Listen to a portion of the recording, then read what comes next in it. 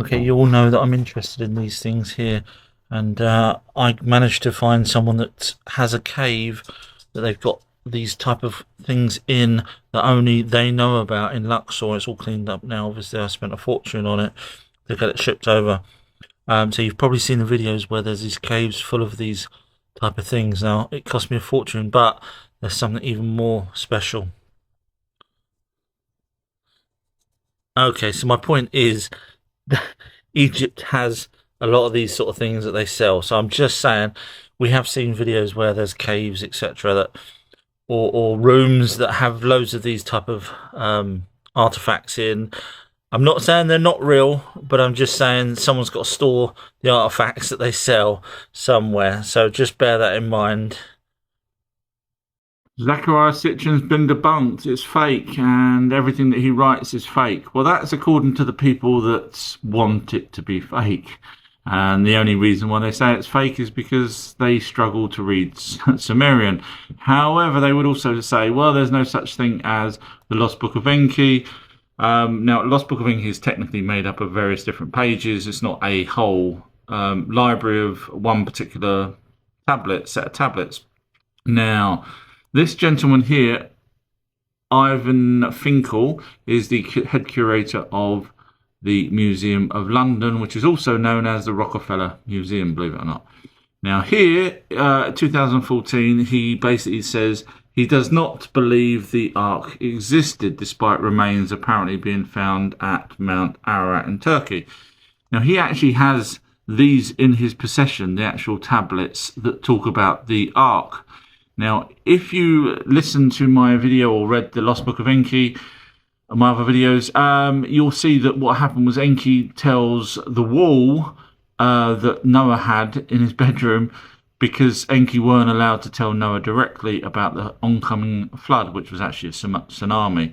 Now, this gentleman here studied these originally and actually totally agreed that they were genuine. And when you actually listen to his whole here we are, Ivan Finkel, the Ark before Noah. Listen to this.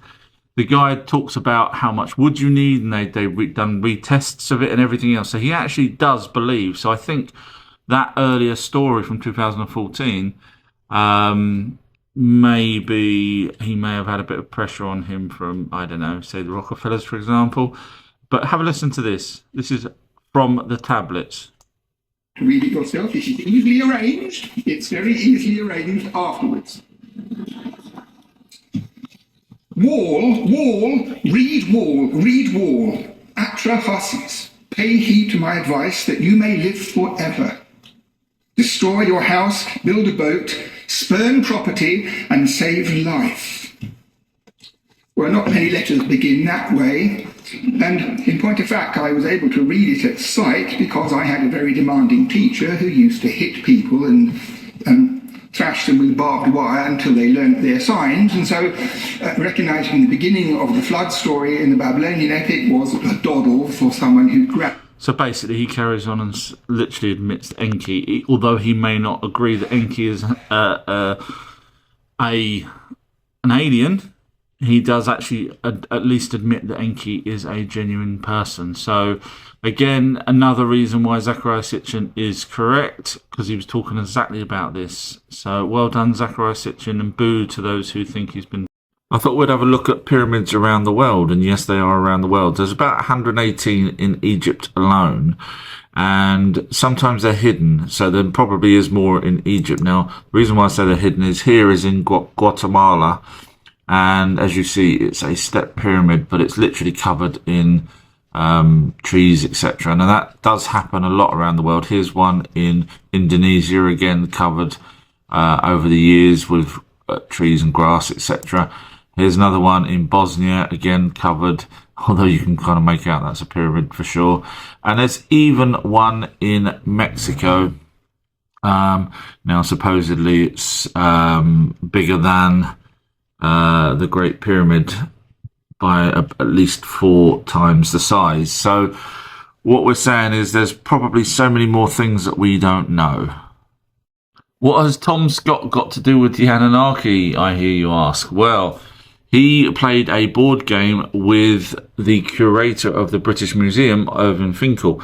And the board game was a Sumerian board game, which was, let's be honest, an Anunnaki board game, which probably come from their home planet in the first place. Now, Irving had, because he worked in the British Museum, and they have over 130,000 cuneiform stroke Babylonian tablets. That's just one museum alone, so you can see how many tablets there were in the world. He had come across the instructions for how to play the game. So the answer to questions is, did the Anunnaki have fun? Yes, they did. Now, this also led on to Egyptian times with Egyptian board games that were actually out there for the Egyptians to play. So next time someone says, did the Anunnaki have fun?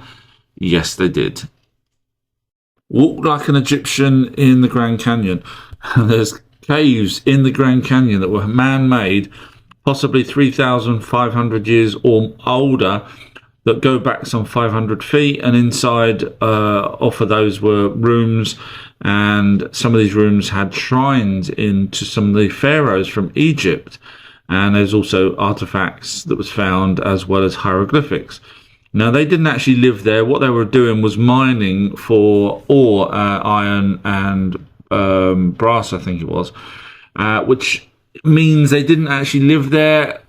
So it's a long way to go from Egypt just to mine some materials if they weren't actually staying there. Now, the Hopi Indians actually live on the edge of the Grand Canyon, but because it's so inhospitable.